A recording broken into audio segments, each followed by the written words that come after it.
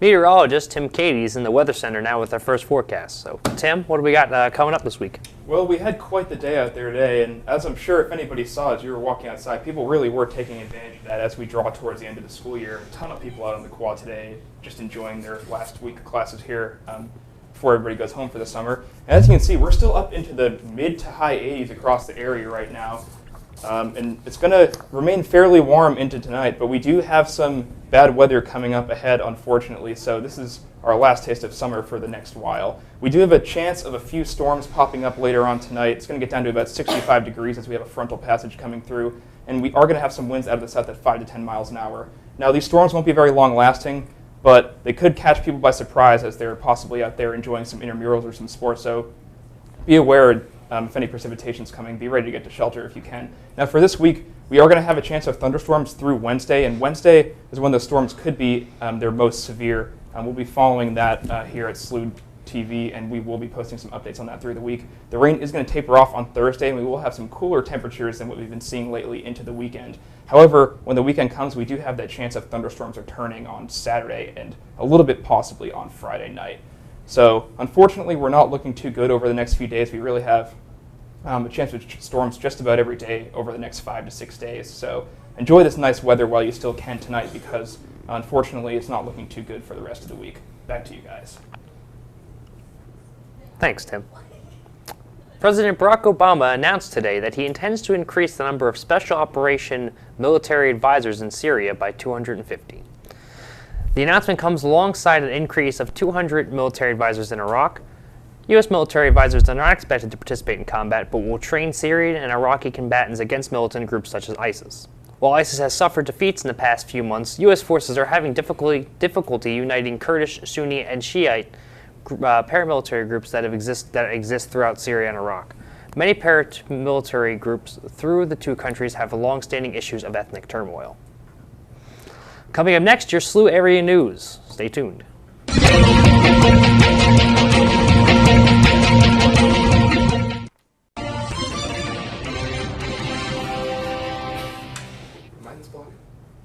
Welcome back.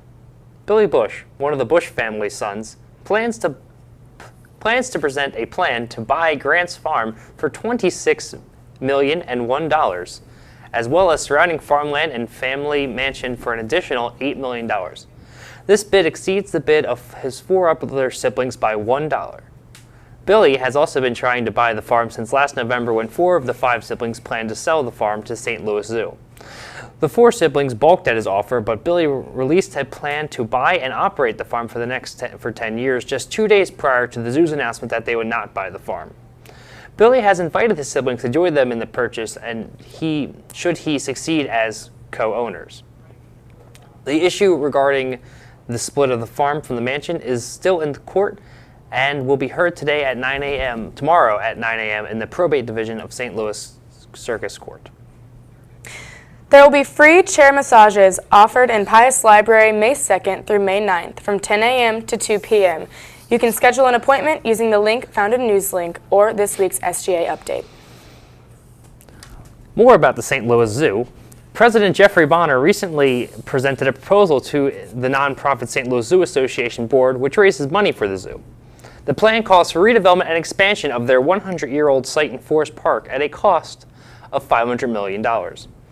Bonner has stated that a regional sales tax is the only way to fund this expansion, and polls have shown support for this tax. However, regional leaders have called for an entry fee for non-residents, instead saying that this could be a double tax for St. Louis City and County residents. The zoo is trying to add this tax proposal as an amendment into existing bills in Missouri legislature. Southern Illinois University has added a new degree in fermentation science. This degree will train future distillers, vintners, and brewers to work in several microbreweries in the region and along the Shawnee Wine Trail. The major coursework includes chemistry, plant biology, microbiology, and agricultural sciences. Matt McCarroll, the director of the Fermentation Science Institute at the Institute University, states that students will start in the major this summer. Crews started installing tracks for the Loop Trolley Monday morning. Due to the installation, the intersection of Delmar and Skinker Boulevards closed today and will remain closed for 12 days. Traffic is being redirected from Forest Park Parkway to Big Bend Boulevard and de Belvedere Avenue. If you plan on taking a trip to the loop, make sure you allow extra time for the detours. On Friday, a group of SLU professors and faculty sent out an open letter to students, expressing their concern for student well-being, as well pledging their solidarity and support. The letter, penned by Amber Johnson of the Department of Communication, promises that professors will use their expertise in various ways to help make SLU safer for everyone. To read the letter, check Monday morning's Newslink email. In addition to the open letter written by faculty, a student call to action was published on April 21st in the University News, entitled Call from White Students to End White Silence at SLU. In the letter, the student writers note that everyone at SLU must work to create a campus culture of justice, transparency, and inclusivity. Thus far, over 150 signatures have been added to the list. To read the letter and add your name, visit unewsonline.com. Coming up next, your work week forecast. Stay tuned.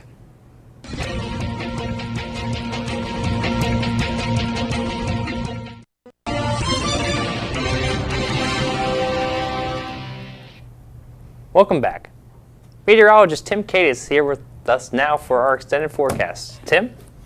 Well, we had a really nice day today. We could be seeing a little bit of precipitation tonight. However, today really seems like the last nice day for the next week or so, unfortunately. As you can see right now, we got up to about 87 degrees today. We are a little bit muggy out there right now with the humidity of 40%, which is pretty humid for such a high temperature. As you can see right now, we have a cold front out to our west that's going to be making its way across the area tonight. And we are in what we call the warm sector of this low pressure system right now, so those hot temperatures are going to continue throughout the day. Now, tonight we're going to get down to about 71 by 10 p.m. There is a possibility that a few storms could enter the region. It's a bit unsure right now, and the high resolution models have been going back and forth on that. So just be ready if you're outside, if you're planning any outdoor activities tonight. Calm winds out of the south tonight at 5 miles an hour.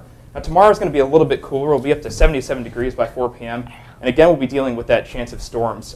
Most of the severe weather across the country tomorrow is going to be focused to our west, but we could have a little bit of severe weather moving into our region tomorrow night. However, the main threat that's going to come for us is going to take place on Wednesday.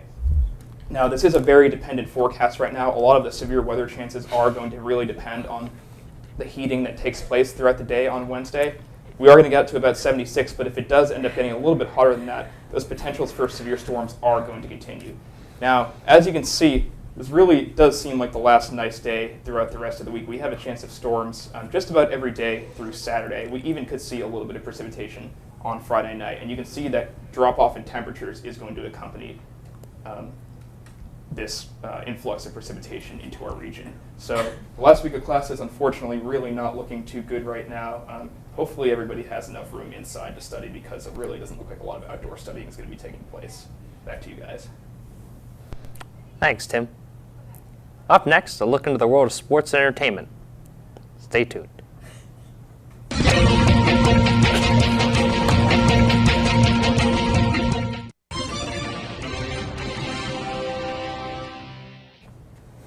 Welcome back.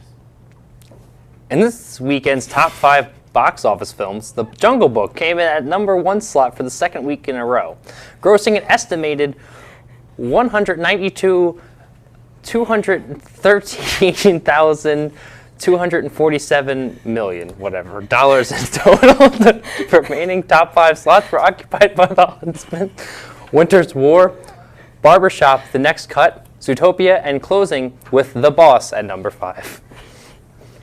The heat is on high in Rachel Ray's public relations kitchen after several Beyoncé fans mistakenly accused Ray of trying to steal husband Jay-Z. Beyoncé's new HBO special, Lemonade, features references to a woman named Rachel Roy, who is believed to have been romantically involved with Jay-Z since 2014. Well-intentioned but misguided, the fans took to social media and accused television cook Rachel Ray of trying to steal Beyoncé's husband. While the case of mistaken identity has been cleared up, Ms. Ray has still yet to comment on the incident. According to a Wall Street Journal report, Facebook plans to launch a new camera app. Sources told the Journal that the app is in its very early stages, but Facebook has not responded to a request for more information. These sources say that it may be a move by Facebook to counter the trend of users spending time on the site while posting less content. On Friday night, 8 family members were killed in Ohio. Investigators on the case say that the killings were pre-planned and carried out execution style in 4 different locations during the night. 3 of the 4 locations had extensive marijuana growth operations inside the homes. Officials say that they are uncertain if there are any ties between the marijuana operations and the deaths. They have received over 100 tips and evidence has been sent to the crime lab, but it will most likely be a long investigation. The entire Green Mountain Falls, Colorado Police Department resigned on April 14th amid disagreements with newly elected mayor. 1 marshal and 3 deputies quit. El Paso County and Teller County sheriffs have agreed to cover the town until new marshals are hired. However, the mayor of the 700-person town has stated that citizens should feel absolutely safe, noting that one of our advantages is we all look out for each other. We now go to Monica Ryan in the Sports Center. Monica, what have you got for us? Hi, I'm Monica Ryan, and welcome to SLU Sports. Pitcher Devin Mahoney picked up a Billiken baseball win on Sunday against St. Joseph's. Records were shattered as the Billikens scored 13 runs in the second inning. The final score was 22-6. Josh Bunselmeyer extended his on-base streak to 13 games, going 3 for 4 at the plate with 4 runs. SLU baseball is tied for second place among 5 other Atlantic 10 teams. Tomorrow, the Billikens travel to Eastern Illinois for an out-of-conference competition. The Cardinals took the Padres series this weekend 2-3. Going into the 5th inning, the Cardinals were down 3-5, but Aledmys Diaz and Jed Jerko, the former Padre turned Cardinal, hit back-to-back home runs to tie up the game. Then in the 8th inning, Matt Carpenter ripped an RBI triple to ensure the win 8-5. Tonight, the Cardinals kick off a 4-game series in Arizona.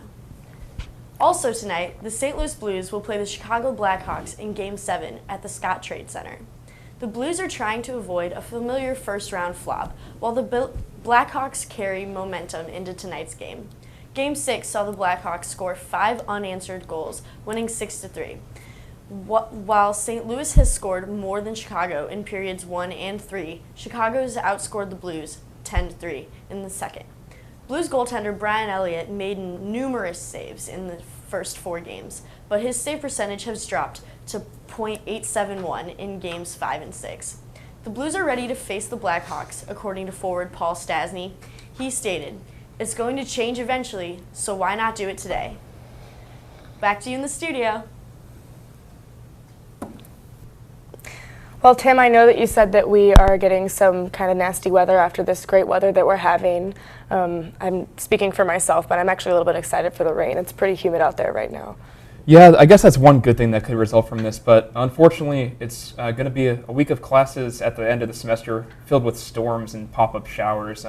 Not really a great period of time to be outside studying, so looks like the library is going to be a little bit more packed than it usually is this week, unfortunately, so get those study spots early while they're still available. Yeah, absolutely. We would also like to take this time to congratulate all the graduating seniors this semester and thank them for their wonderful 4 years or however many years here at SLU. We wish them all the very best in their future endeavors. And that is our show for the night. Thank you for watching. Don't forget, you can always get the latest movie reviews and news online at slutv.slu.edu. Or you can follow us on Facebook and Twitter. We will not be back here next week. Have a lovely summer and hope to see you all in the fall.